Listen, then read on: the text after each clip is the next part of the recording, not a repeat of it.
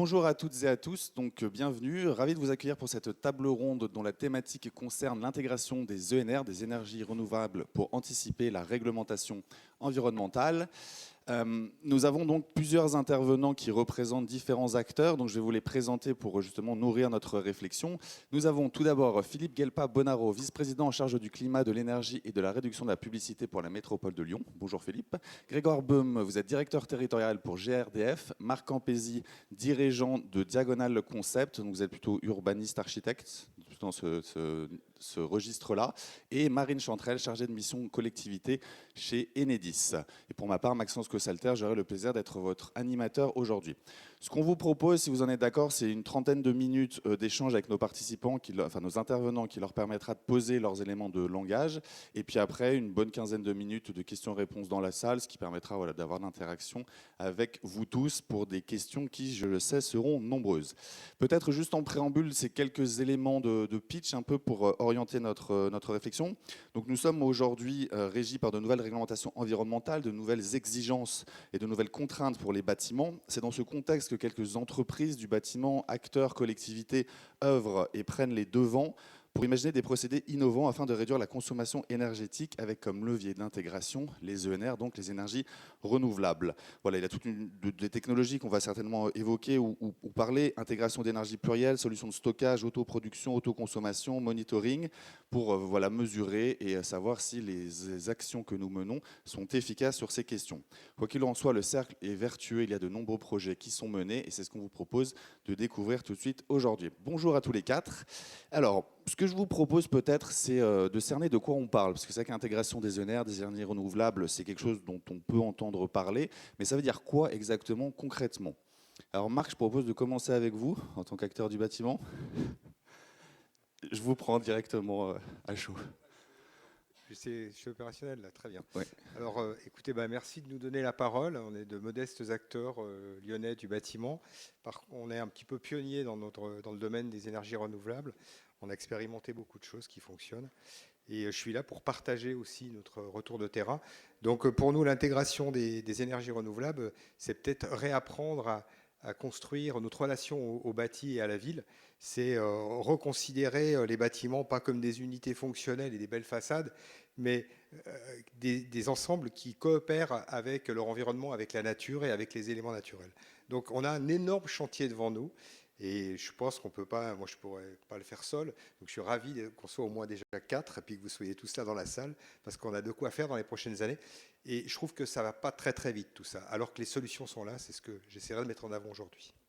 Je ne sais pas si les autres vous voulez réagir. Peut-être Philippe, du point de vue d'une collectivité comme la métropole de Lyon, qui a une forte ambition à ce niveau-là, ça veut dire quoi pour vous? Donc déjà bonjour à toutes et à tous et à nouveau merci pour l'invitation et merci pour l'organisation de ce salon Mixi, merci aux organisateurs. Qu'est-ce que ça veut dire? Moi je rejoins Marc pour dire que c'est lent, c'est beaucoup trop lent. On s'est engagé nous en 2020 pendant les campagnes pour justement accélérer cette transition énergétique, à la fois la baisse des consommations d'énergie mais aussi le développement des énergies renouvelables et toutes les énergies renouvelables. Quand on parle d'énergie renouvelable, c'est pas que le photovoltaïque et l'éolien, parce que sur l'éolien, on serait un petit peu embêté sur la métropole de Lyon. Je rappelle quand même que 50% de la consommation d'énergie en France, c'est pour de la chaleur, c'est pas du tout pour l'électricité. Donc c'est quand même non négligeable, et 30% quasiment, c'est pour de la mobilité. Donc il y a des choses à penser au niveau de ces usages. Comment on l'intègre au niveau de la métropole de Lyon? On a cet objectif de multiplier par 2 en 6 ans, donc il n'y en a plus que 3 maintenant, la part du renouvelable dans les consommations énergétiques du territoire. Et pour cela, on a 4 grands axes, qui sont d'abord les réseaux de chaleur urbains. Donc ce que je disais, apporter de la chaleur qui est majoritairement, voire très majoritairement, voire bientôt intégralement renouvelable, via les réseaux de chauffage urbain de la métropole de Lyon. Il y en a déjà 6 sur la métropole de Lyon, plus un tout petit à la Tour de Salvani. L'idée, c'est d'en créer entre 2 et 3 autres structurants sur la métropole. On a aussi le biogaz, qui est une énergie renouvelable qui est essentielle, et j'imagine que Grégoire Beum, à côté de moi, en parlera mieux que moi, mais on a identifié un potentiel énorme qui est la méthanisation des boues de stations d'épuration. Et c'est pour ça qu'on a des études actuellement en cours pour créer un méthaniseur du côté de Pierre-Bénite, tout près de la station d'épuration, qui puisse méthaniser à la fois les bouts de station d'épuration de Pierre-Bénite, de la station de Pierre-Bénite, et de celle de Saint-Fond, qui est juste de l'autre côté du Rhône. On a un potentiel entre 48 gigawattheures par an et 100 gigawattheures par an, ce qui en ferait quasiment le plus gros méthaniseur de France, a priori, en tout cas de bouts de station d'épuration. On a ensuite le photovoltaïque, effectivement, qui représente une part non négligeable de cet effort pour doubler la part des renouvelables dans les consos, où on a voté le plan métropole solaire l'été dernier pour maximiser le développement du photovoltaïque en toiture d'abord et avant tout, puisque c'est des zones déjà artificialisées avec beaucoup de toits qui sont capables de recevoir du photovoltaïque, avec cibler aussi les parkings, toutes les opportunités sur des grands parkings. Il y a le Groupama Stadium qui vient de s'équiper. On a des grands parkings à Eurexpo, on a le parking des Panettes, on a beaucoup de grands parkings. Alors, je ne veux pas spécialement entériner le fait que ce soit des parkings et qu'ils ne se transforment pas en autre chose à long terme, mais en tout cas, pour les 30 prochaines années, a priori, ça va rester des parkings, donc solarisons-les. Et on a déjà lancé le mouvement. Et puis le dernier point, et je reviens à la chaleur, c'est que là où on ne peut pas développer des réseaux de chaleur urbains, on a besoin d'apporter des solutions concrètes aux habitants de la métropole de Lyon. Et pour ça, on a deux systèmes de primes. La primaire bois déjà, qui permet de remplacer des vieux foyers, des vieilles cheminées par des systèmes beaucoup plus performants. Donc là, on n'est pas spécialement dans de la décarbonation ou du développement des renouvelables, mais on est dans de l'efficacité énergétique et de la qualité de l'air. On a tous vécu cet hiver des pics de pollution à cause des particules fines, principalement émises par les vieilles cheminées. Donc on doit s'améliorer là-dessus. Et puis enfin, on a la prime éco-chaleur, en partenariat avec l'ADEME, où on a déjà versé une enveloppe de 3 millions d'euros pour soutenir des projets de solaire thermique, de réseaux de chauffage urbain à l'échelle de copropriété, de bois énergie, de chaudière biomasse, et aussi de géothermie, puisque la géothermie, c'est aussi une solution pour apporter du renouvelable sur les territoires.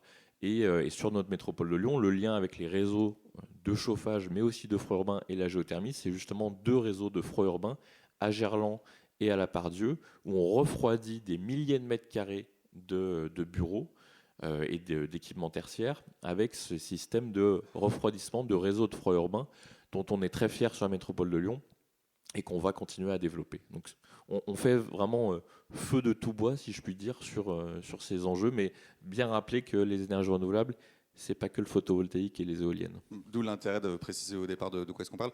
Marine, je vous ai vu vous saisir du micro. C'était pour... vous vouliez réagir ou pas forcément ? Oui, c'était pour rebondir, effectivement. Bonjour à tous. Marine Chantrel, je travaille chez Enedis. Donc, juste un tout petit point de rappel qu'on a l'habitude de faire. Enedis, c'est le gestionnaire du réseau de distribution électrique. Voilà. Et donc, on opère sur la ville de Lyon grâce à un contrat de concession qui est signé avec la métropole de Lyon. Donc effectivement, je voulais rebondir sur le sujet. Alors, moi, je vais parler un peu plus, effectivement, quand même, de photovoltaïque et d'éolienne, un peu moins de gaz, je laisserai la main. Mais je voulais rebondir pour dire que oui, c'est peut-être un peu trop lent et pourtant, on constate déjà des accélérations. Nous, du point de vue du réseau de distribution, on constate une nette accélération du raccordement des énergies renouvelables. Puisqu'en fait, c'était en 2021, fin 2021, quand même 34 gigawatts raccordés sur l'ensemble du réseau de distribution. Donc, ça ne comprend pas le réseau de transport. Je fais la petite parenthèse. Donc voilà, il y a quand même... on constate que ça accélère et puis qu'est-ce que c'est l'intégration des énergies renouvelables vis-à-vis du réseau de distribution? C'est un enjeu, c'est un véritable enjeu parce que cette accélération qui est déjà notable, on pense que ça ne va pas s'arrêter là et on raccorde plusieurs dizaines de milliers de nouvelles installations chaque année, jusqu'à 40 000 nouvelles installations en 2022. Donc des installations qui peuvent être du coup des petites installations de particuliers ou effectivement des grosses opérations. Vous avez évoqué les parkings, par exemple le parking de l'Eurexpo, ça sera effectivement raccordé sur le réseau de distribution. Donc il y a quand même, il y a quand même des choses qui bougent et Enedis a à cœur justement d'accompagner cette transition énergétique et écologique aux côtés des territoires, donc notamment de la métropole. Il y a beaucoup de choses qui sont faites pour favoriser. Alors plus le photovoltaïque, parce qu'effectivement, l'éolien sur la zone, sur la métropole lyonnaise, c'est pas trop le sujet. Mais sur le photovoltaïque, Enedis a la possibilité de mettre à disposition les capacités du réseau pour accueillir des nouvelles capacités de production. On travaille avec la métropole de Lyon également pour sur le club. Merci. Sur le club solaire, vous l'avez pas évoqué, mais je pense que c'est important de le. Voilà, c'est important de le dire. Donc, il y a un nouveau club solaire qui a été initié par la métropole de Lyon et Aura Digital Solar, auquel s'est associé Enedis, pour promouvoir, épauler, accompagner les projets de déploiement de solaire sur le territoire de la métropole. Et donc voilà, c'est peut-être un peu lent, et en même temps, je voulais prendre un petit peu le contre-coup positif de dire il y a des choses qui avancent, il y a des choses qui se font, et on est tous mobilisés pour que ça s'accélère encore plus, même si on sent que voilà, c'est sur les rails. Grégoire. Merci. Bonjour à tous. Je rebondis sur cette même question de la réalité, l'intégration des ENR dans le bâtiment. Et de mon point de vue, qui est effectivement celui du biogaz. Alors, je travaille chez GRDF. GRDF, c'est le gestionnaire du réseau de gaz. On gère ces tuyaux de gaz. Mais l'ambition de GRDF, c'est que dans ces tuyaux, il y ait uniquement des gaz renouvelables en 2050. Donc on anime toute la filière dans cette grande transformation, et donc l'entreprise est complètement partie prenante de cette transition énergétique. Voilà. Pourquoi je vais dans le même sens que tout ce qui a été dit, et j'ai le même constat, de dire les ENR, oui, mais ça ne va pas assez vite. Alors, pour d'autres raisons, et spécifiques, je pense au biogaz. D'abord, les ENR, le biogaz, oui. Il faut d'abord bien comprendre que c'est une réalité, ce n'est pas juste quelques petites bulles vertes qui sortent ici et là de méthaniseurs d'agriculteurs. Le premier méthaniseur en France, c'est 2012. Il y a 2 ans, on en avait 200. En 10 ans, c'est un beau travail. Et 2 ans après, on en a 555. Donc on a vraiment une croissance exponentielle. En Auvergne-Rhône-Alpes, on a 45 méthaniseurs. Et il y en a 117 qui sont en projet réservé. Ça veut dire qu'on doit déjà faire x3 par rapport à ce qu'on fait aujourd'hui. On a l'équivalence de 2 réacteurs nucléaires installés, quasiment 2 réacteurs. 9,85 TWh, si vous voulez un chiffre précis. Le potentiel, il est là. Mais si on va lentement aussi, c'est parce qu'on a une vraie difficulté à trouver toute la place du biogaz qui peut être la sienne. Alors, on a la chance ici, avec la métropole de Lyon, avec la ville de Lyon, d'avoir des projets qui avancent. Philippe a évoqué la méthanisation des bouts de stations d'épuration à Pierre-Bénit de Saint-Fons. C'est un projet formidable qu'on essaye d'accompagner. Comment est-ce qu'on va consommer au mieux, optimiser ce gisement ? La ville de Lyon a passé une grosse partie de sa consommation de gaz naturel en gaz vert. Voilà, il y a des projets de mobilité, des bennes ordures ménagères qui roulent au biogaz, des bus, des cars. Donc il y a une réalité. Pour autant, là, on parle de bâtiments. Et dans le bâtiment, la réglementation n'est pas du tout favorable au biogaz. Et c'est pour ça aussi qu'on va très lentement. C'est qu'on a une RE 2020, une réglementation environnementale, qui ne reconnaît pas le biogaz. Je donne un chiffre très simple. On parle, pour ces énergies et leur place dans le bâtiment, de l'équivalent de CO2 qu'elles émettent au kilowattheure. Le gaz, c'est 227 grammes. Le biogaz, c'est 44. Ce qui est reconnu dans le bâtiment, c'est uniquement le gaz. Voilà, c'est pareil quand on parle de diagnostic de performance énergétique. C'est pareil quand on est sur les sujets de quota carbone. Voilà. Il y a encore des choses qui sont davantage d'un niveau réglementaire à instruire, à poursuivre, et on le fait aussi avec la métropole. On réfléchit comment on peut avoir des PCE, des points de consommation de gaz qui seraient dirigés vers les gaz verts. Comment est-ce qu'on peut avoir des nouvelles consommations avec des contrats de gré à gré. Mais sur le sujet du biogaz, on n'est pas toujours très en avance. Merci, vous me permettez de faire la transition parfaite, parce que c'est vrai qu'on vient de se le dire, ça ne va pas assez vite, même si les choses s'accélèrent. Justement, c'est quoi les freins qu'on constate ? Et du coup, Marc, je me tourne aussi vers vous en tant qu'acteur du terrain et de votre réalité. C'est quoi les freins qu'on constate ? Donc il y a des freins réglementaires, est-ce qu'il y en a d'autres, des freins économiques, des freins peut-être culturels aussi, il y a un changement de paradigme à opérer ?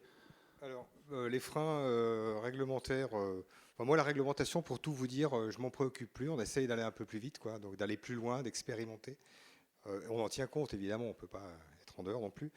Alors les freins pour ce qui est du secteur de l'immobilier, notamment l'immobilier d'entreprise et des bâtiments tertiaires, etc., sur lesquels on intervient beaucoup, sont aussi déjà liés à la valorisation d'un bâtiment.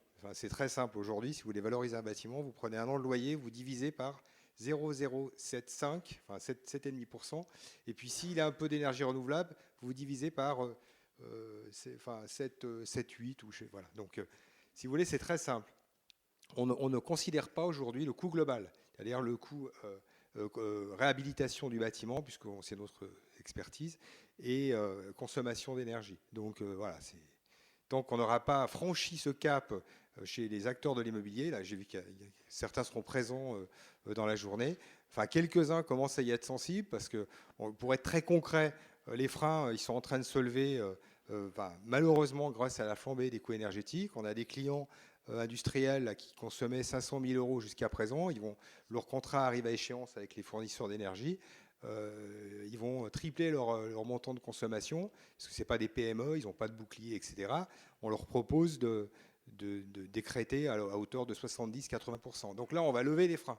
Mais je veux dire que globalement, c'est assez compliqué même de le faire passer, sauf quand on est en péril, quoi. Tant qu'on n'est pas au bord du gouffre. Voilà. Il y a d'autres freins pour nous. Il y a la protection du patrimoine qui doit être faite. Je veux dire, le bâti ancien, les centres historiques, c'est un gros sujet. Sincèrement, dès qu'on met 1 mètre carré de NR, qu'on intègre de nouveaux systèmes, c'est pas simple. Voilà, je veux dire, tout le monde défend c'est bien de défendre le patrimoine, c'est indispensable de le faire, mais ça, c'est compliqué. Après, on parlait de toiture. Si on parle que du solaire, mais moi, je pense que le solaire, c'est une des solutions, mais c'est loin d'être la seule. Les toitures, il faut qu'elles soient PV compatibles. Et alors ça, c'est encore un autre sujet. Donc on a appris un peu un nouveau métier, la consolidation de toiture. C'est assez complexe et il y a encore des projets qui se font. Je vous garantis que je ne suis pas sûr que dessous, les consolidations soient tout à fait à la hauteur de ce qu'on a placé sur le toit. Mais bon voilà, on est en pleine transition. Donc aujourd'hui, il n'y a pas de véritable frein. Il y a juste le besoin d'acculturation. On change de paradigme. Et voilà, il faut le temps de changer. Donc on aimerait que ça aille plus vite, ce que j'ai dit tout à l'heure. Mais si on ne pousse pas, si on ne démontre pas par la mesure, c'est ce qu'on fait. J'ai des témoins ici dans la salle, des clients. Si on ne démontre pas par la mesure que c'est possible et que ça ne coûte pas plus cher, on ne va pas y arriver. Donc je pense qu'aujourd'hui, l'urgence, c'est de remplir les salles, qu'il n'y ait pas de fauteuil vide, de partager les retours d'expérience et puis de dire que tous les acteurs présents autour de cette table sont là pour accompagner les projets. Voilà. Je crois que l'urgence, elle est plus là, parce que les solutions techniques, on a eu ce sujet tout à l'heure avec quelqu'un dans la salle, là, elles existent, elles sont là, on sait faire des bâtiments zéro énergie, zéro carbone, c'est plus un sujet aujourd'hui pour nous. Par contre, voilà, il y a peut-être une étape à franchir, c'est que tout le monde en ait pris conscience et que les moyens soient en face. Philippe, justement, sur la question urbanisme, parce que c'est une compétence de la métropole. Je suis en plein accord. Alors, désolé, c'est pas une table ronde où il y a beaucoup de débats du coup pour le moment, mais je suis en plein accord et typiquement sur justement l'enjeu de remplir les salles et de parler de ces sujets-là, il y a un enjeu à aller parler avec des gens qui n'ont pas fait de la transition écologique ou énergétique encore une priorité. Et moi, j'espère au mois de mai 2024 avoir une table ronde, peut-être exactement le même thème, avec un représentant des architectes des bâtiments de France. Ce sera intéressant. Parce que c'est un sujet sur le développement du photovoltaïque en toiture. C'est un sujet sur la rénovation, où il ne faut pas avoir plus de 3 cm d'isolant en plus en extérieur, sinon on ne passe pas les normes des architectes des bâtiments de France. C'est un sujet sur les essences d'arbres à planter sur ces secteurs-là. C'est un sujet sur les bornes de recharge électrique. Donc il y a beaucoup de sujets. Et effectivement, d'avoir des villes où le patrimoine est vraiment bien protégé, mais dans lesquelles il n'est pas possible de vivre, il y a un moment où il faudra vraiment se poser des questions. Bref, la parenthèse ABF est passée. Il y a un sujet sur l'intégration et justement les compétences de la métropole de Lyon pour aussi réglementer, inciter, mais aussi réglementer à l'installation et à rendre les bâtiments PV ready, si on parle notamment du photovoltaïque, mais pas seulement. Sur la métropole de Lyon, on a développé un document cadre qui s'appelle le référentiel habitat durable, qui est en fait des prescriptions réglementaires pour les bâtiments et les logements qui sont construits en zone d'aménagement concerté, en projets urbains partenariaux et pour les logements sociaux, avec les grands bailleurs sociaux qu'on connaît bien sur la métropole de Lyon. Et pour ces projets-là, on prend la RE 2020 et on applique des coefficients, des réglementations qui sont beaucoup plus ambitieuses. Au niveau, on parle de 2025-2028 en anticipant les prochaines réglementations. Et donc, on a l'obligation pour ces constructions d'avoir du raccordement aux énergies renouvelables, en tout cas qu'il y ait du photovoltaïque sur les toitures, des pompes à chaleur avec des coefficients qui soient extrêmement élevés, qui rendent aussi les choses assez contraignantes. Voilà, on a ces prérogatives-là et on a ouvert la concertation, et je vous invite d'ailleurs à y participer, la concertation sur la modification 4 du PLUH pour en fait, rendre ces règles qu'on a mis dans le référentiel habitat durable, les généraliser pour tous les nouveaux permis de construire sur la métropole de Lyon. C'est le travail qui est en cours, qu'on finira avant 2025. Et là, c'est du très concret, puisqu'on va réglementer, on va obliger la solarisation, notamment, des bâtiments tertiaires, des bâtiments d'habitation. On va maximiser aussi le coefficient de pleine terre. On va avoir un PLUH décarbonation, vraiment. Et ça, c'est vraiment un enjeu fort et que tous les territoires en France peuvent prendre en main. Et c'est là où, oui, en fait, sur la métropole, ça va vite, parce qu'ici, il y a une volonté politique. Honnêtement, ce n'est pas le cas dans tous les territoires, pour faire un peu le tour.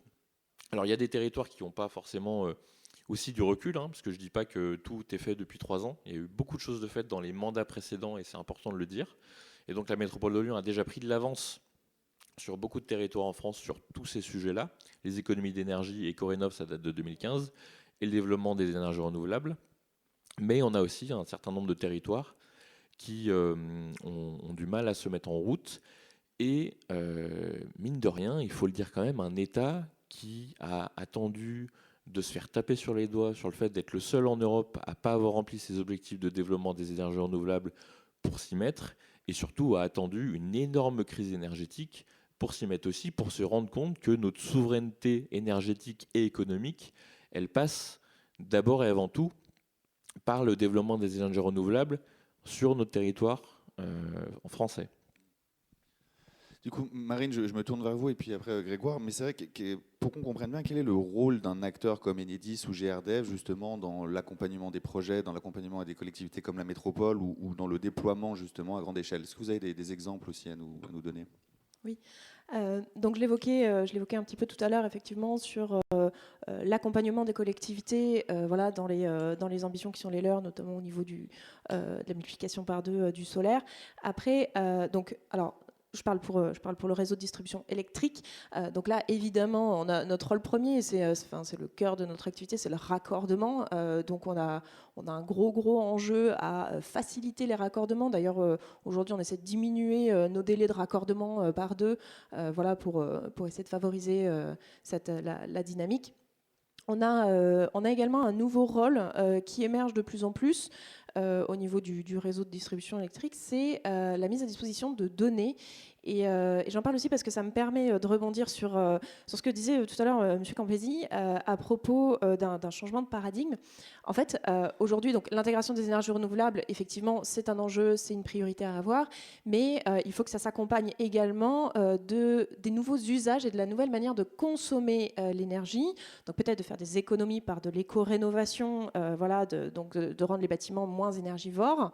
Et comment arriver à un objectif, voilà, de réduction de ces consommations énergétiques, peut-être en commençant par savoir combien on consomme, voilà, pour savoir de où on part et se donner des objectifs de réduction de consommation. Et c'est là où je dis qu'il y a un nouvel objet de la part du réseau de distribution vis-à-vis de ce sujet-là, c'est de fournir des données qui soient fiables.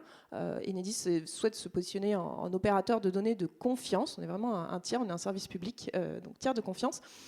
Donc de fournir ces données qui permettent, que ce soit à l'échelle individuelle ou à l'échelle voilà, d'une entreprise, d'une collectivité, qui permettent de donner un petit peu voilà, ce point de départ de la consommation, où est-ce qu'on en est.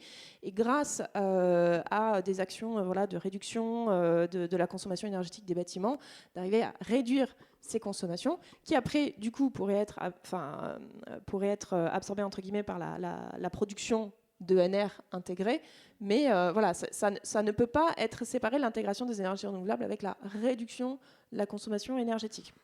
Voilà. Et aujourd'hui, je voulais quand même évoquer un autre dispositif. Donc, on a parlé d'EcoRénov qui permet d'accompagner des bâtiments dans la réduction, dans l'éco-rénovation. Il y a la Banque des Territoires qui a sorti Prio-Réno qui permet aux collectivités de cibler prioritairement leur patrimoine. Et aujourd'hui, je voulais aussi parler donc d'un nouvel usage qui s'appelle l'autoconsommation collective. Et qui permet en fait, lorsqu'on installe une capacité de production d'énergie renouvelable, c'est pas forcément du photovoltaïque, même si c'est souvent ce qui arrive, mais une capacité de production d'énergie renouvelable. Et cette énergie produite localement peut être partagée entre différents acteurs qui ne sont pas forcément la même entité, qui ne sont pas géographiquement exactement à côté. Voilà, il y a des périmètres de 2 km à 20 km.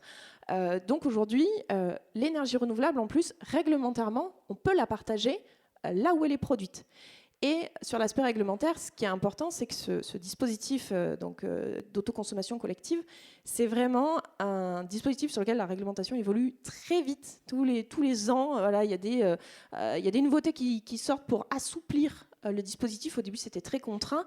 Et par l'exemple, on a montré que ça faisait ses preuves. On est vraiment capable d'optimiser la consommation d'énergie localement. Donc, ça passe quand même par le réseau de distribution d'électricité, évidemment. Mais ça fait ses preuves et la réglementation s'assouplit chaque année sur ce dispositif qui a clairement le vent en poupe. Les pionniers étant les Hauts-de-France, curieusement, et l'Occitanie, mais bon, comme quoi, preuve en est que c'est pas forcément sur le sud de la France, il suffit qu'on ait des capacités de production ENR et on peut mettre en place ces nouveaux usages. Grégoire. Alors, je vais dans le même sens que ce que vient de dire Marine, effectivement. De la même façon, on a ce rôle, nous, opérateurs de réseau, de faire connaître, de pousser ces nouvelles solutions, voire d'aider à leur développement et à leur réglementation. L'autoconsommation collective, c'est aussi en gaz un sujet qu'on est en train de porter avec les métropoles, à propos, par exemple, du gaz qui sera produit à Pierre-Bénite. Pour revenir aussi, je souscris aussi à notre rôle clé, qui est celui du comptage, un comptage précis. On a des compteurs intelligents et communicants, Linky, en Enedis, formidable, chez Enedis, et puis Gaspard, côté GRDF. Et ça nous permet de vérifier que les bâtiments de Marc Campisi sont formidables. Ils le sont. Tout va bien. Non, mais ce que je veux dire par là, c'est que sans ces données de comptage, on ne sait pas où on va. Avec ces données, on peut aussi les agréger. C'est ce qu'on fait aussi avec la métropole de Lyon, avec Ecolio. Ecolio, c'est une plateforme où on agrège les données d'Enedis en élec, les données de GRDF en gaz, et puis aussi les données de l'eau, voilà, pour pouvoir déterminer des consommations, mais aussi en tirer des vrais plans d'action, des besoins de rénovation, des besoins de pédagogie dans certains quartiers, etc.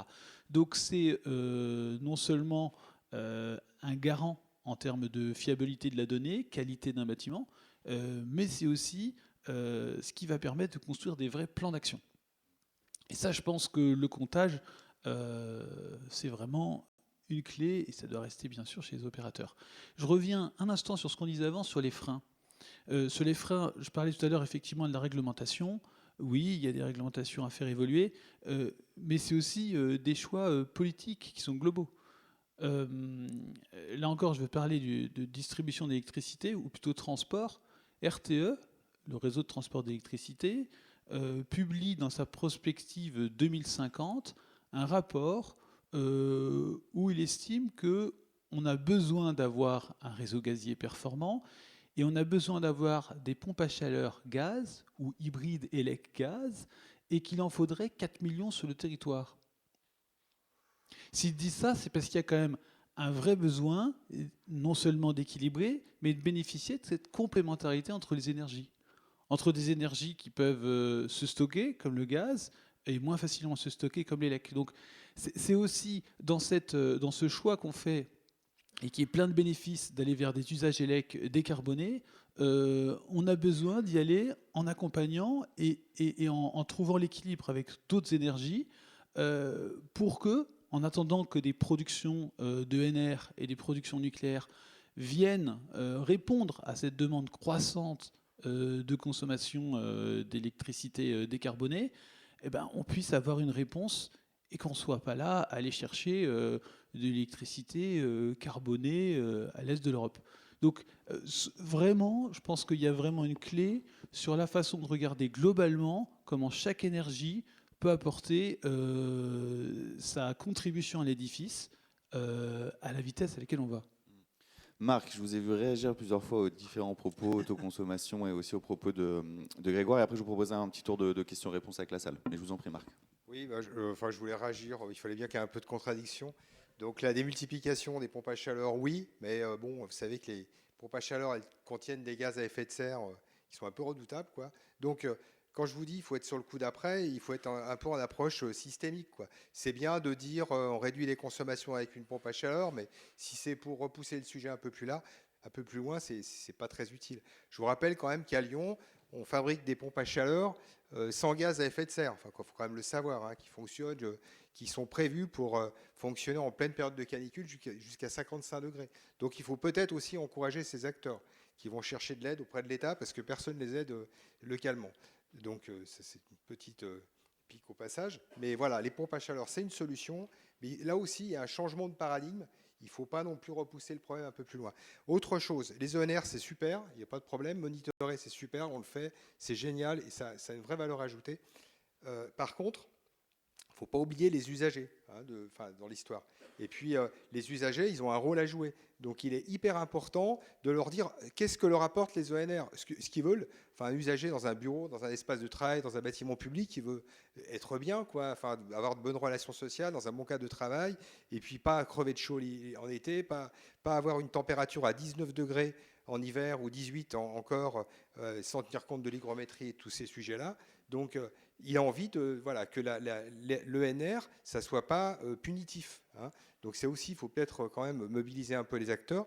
Il y a aussi, dans la relation au travail, peut-être que quand il fait très chaud, il faut aller faire la sieste. Peut-être modifier un peu les horaires de travail. Il faut changer sa tenue. Il y a aussi tout le comportemental. Parce que si la solution dit, il y a un problème, on met 30 milliards de mètres carrés de photovoltaïque, de géothermie, de biogaz, tout ce qu'on voudra, c'est pas ça. Il faut changer les comportements, il faut que les bâtiments soient plus frugaux. Et déjà, à la base, il faut que nous changions nos comportements, quoi. Voilà, ça c'est ce que je voulais dire dans un premier temps. Mais bon, il faut bien piquer un peu. Et puis l'autre challenge aussi sur les ENR, on n'en a pas parlé ce matin, mais il y avait tellement de choses à dire. C'est un sujet sur lequel on est très mobilisé, c'est le stockage de l'énergie. Aujourd'hui, vous l'avez dit tout à l'heure, la consommation de chaud et froid représente 40% des consommations d'énergie. Ce que je veux dire, c'est qu'aujourd'hui, ces 40%, au moins pour le tertiaire et le résidentiel, on est capable de les effacer. On dispose du soleil, on dispose de la terre, on est capable de produire du chaud et du froid gratuitement.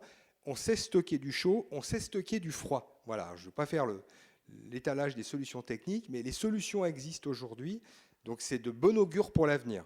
Voilà, maintenant, en avant. Bon, j'aurais encore plein de questions à vous poser, parce que je trouve ça personnellement passionnant. Mais comme... vous voulez réagir, Philippe ? Non. Mais comme j'aime à dire souvent, cet événement est avant tout fait pour vous. Donc, comme convenu au début de cette table ronde, je vous propose de réagir si vous le souhaitez. Donc, il faut lever la main bien haut et on vous apportera un micro. Alors, comme à chaque fois, il faut que quelqu'un se lance. Super. Alors, peut-être je vous propose de vous présenter rapidement, comme ça on sait à quel acteur vous représentez. Bonjour. Bonjour à toutes et à tous. Guillaume Héléro, Crédit Agricole des Savoies. Je suis chargé de transition écologique. C'est un poste nouveau et je pourrai en parler après si certains sont intéressés. Je vous remercie pour votre présentation. J'avais une question plus précise pour Monsieur Campesi, notamment sur les modes constructifs et la rénovation des bâtiments. Est-ce que vous voyez un mouvement s'installer sur tout ce qui est construction, reconstruction en fibre végétale et avec un modèle à la fois industrialisé et économiquement viable ? Je vous réponds simplement. Nous, nos bâtiments sont 100%. Enfin, les réhabilitations, en tout cas, pour les isolants, ils sont 100% biosourcé, à part pour certains domaines réglementaires. On utilise, moi j'ai une grosse addiction au chanvre, hein, donc c'est une plante formidable. Et voilà, donc pour vous répondre, et puis évidemment, on utilise du bois, on utilise les labels qui sont à notre disposition. On a un label qui s'appelle Bois d'ici. Voilà, on essaye de sourcer aussi, et on essaye de prendre. Je vais jusqu'au bout de la démarche, hein, puisque vous m'avez posé la question, il fallait pas. On va s'intéresser, par exemple, au bois. On va essayer de ne pas prendre des essences qui acidifient les sols. Hein, parce que ça, c'est la grande mode aujourd'hui. Mettez du bois, oui, ok, mais je ne peux pas citer l'essence parce qu'elle n'est pas très loin, mais il y a des essences de bois locaux qui détruisent la biodiversité. Donc l'approche systémique que j'évoquais un peu tout à l'heure en filigrane, c'est ça, c'est qu'il ne faut pas régler un problème pour en créer un autre. Voilà. Donc oui, les biosourcés, les fibres, les isolants, etc. Mais évidemment, on utilise, mais on ne se pose même pas la question, quoi. Sauf quand la réglementation vient nous dire « Oh là là, c'est super dangereux, ça va brûler, etc. » Voilà. Mais globalement, ce n'est pas vrai. Et c'est vraiment une solution qui aujourd'hui qu'il faut massifier. Et il y a des développements industriels, il y a des certifications, il y a des labels. Tout est là, ne vous inquiétez pas, vous pouvez utiliser largement ce type de produit. Alors c'était un peu comme l'histoire tout à l'heure de l'énergie là, et du raccordement au réseau. C'est exponentiel. Voilà. Et puis bon, c'est vrai qu'on est dans une ville qui est dans un territoire qui est plutôt favorable, il ne faut pas se le cacher. Mais quand même, c'est exponentiel. Je vois quand même les fabricants avec qui je suis en contact, les directions des fabricants industriels de ces produits, ils sont en plein développement. Hein. Et puis, je vais jeter encore une pierre dans la mare, là, un pavé dans la mare.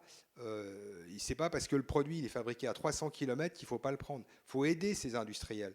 Aujourd'hui, les chantiers en biosourcé, ils représentent 10 ou 15% de la masse globale, notamment en isolant biosourcé.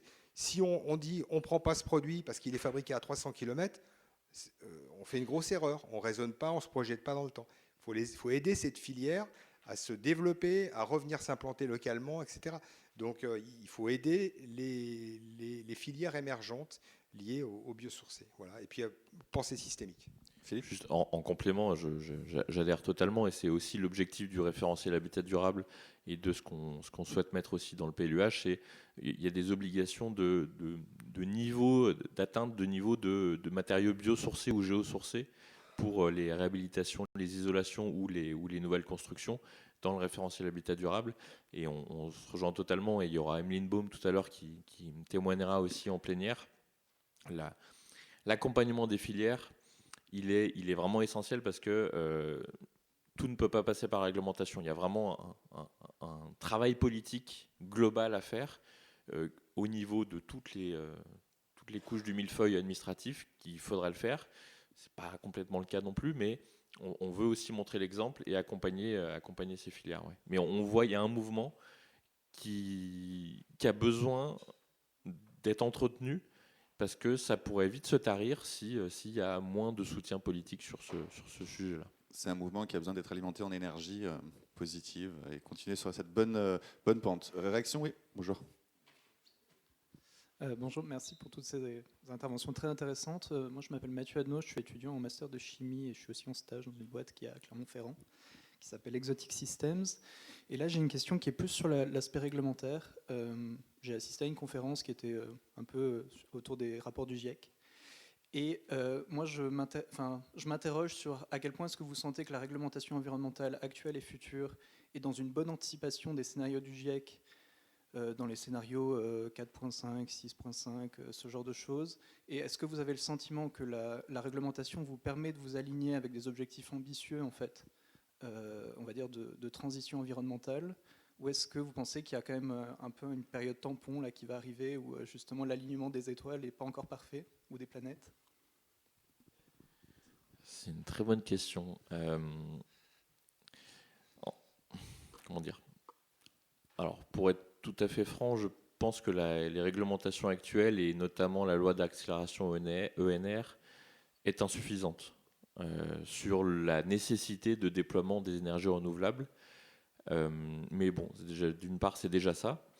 Et puis peut-être qu'elle est aussi insuffisante d'autre part parce que sur certains aspects, elle a été peut-être mal amenée, mal réfléchie aussi, mal écrite. C'est souvent ce qui arrive dans les lois, mine de rien, les lois qui sont un peu faites en urgence ou en réaction à sujet d'actualité. Et c'était clairement le cas quand même pour cette loi, où on fait les choses, on fait la loi d'accélération ONR avant de discuter de la programmation pluriannuelle de l'énergie et de la SNBC, de revoir les objectifs. Donc il y a ça. Par contre, tout n'est pas réglementaire. C'est-à-dire que le changement humain, en fait, il y a une inertie. Il y a une inertie qui est...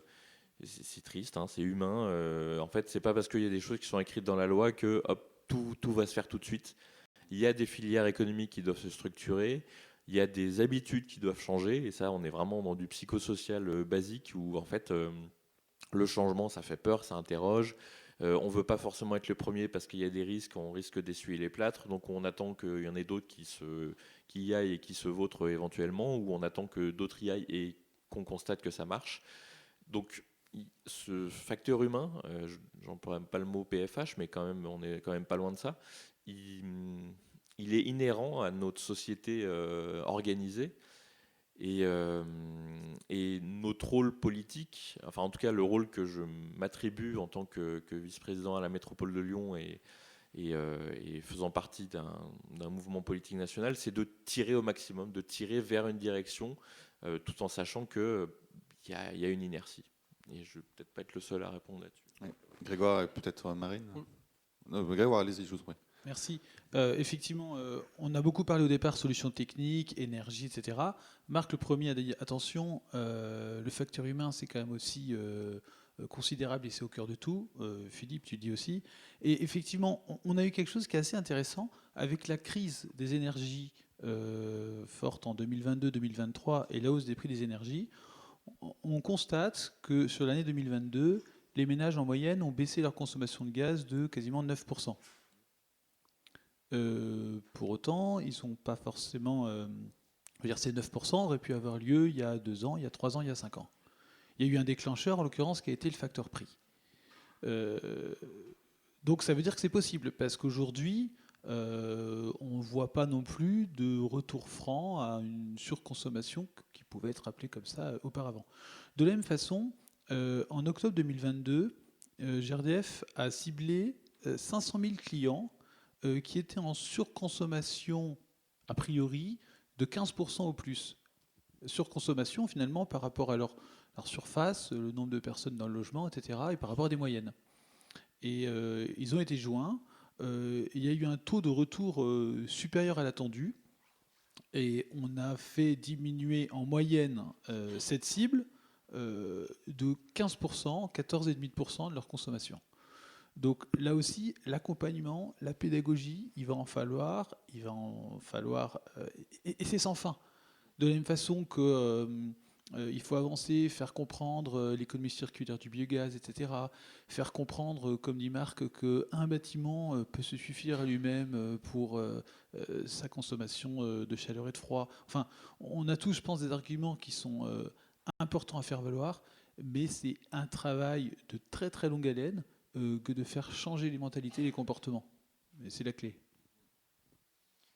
Je ne sais pas si Marine, vous voulez réagir. Sinon, je vous propose une dernière réaction, dernière question dans la salle. Non ? Parfait. Bon, en fait, il nous restait 1 minute exactement, donc c'est parfait. Un grand merci en tout cas, parce que comme on dit, le temps file quand on parle de sujets passionnants avec des gens passionnés. Un grand merci aussi à vous pour votre présence. Le salon continue. N'hésitez pas à continuer à aller voir les exposants, aller voir les autres conférences. Et puis, je vous souhaite une excellente journée à tous.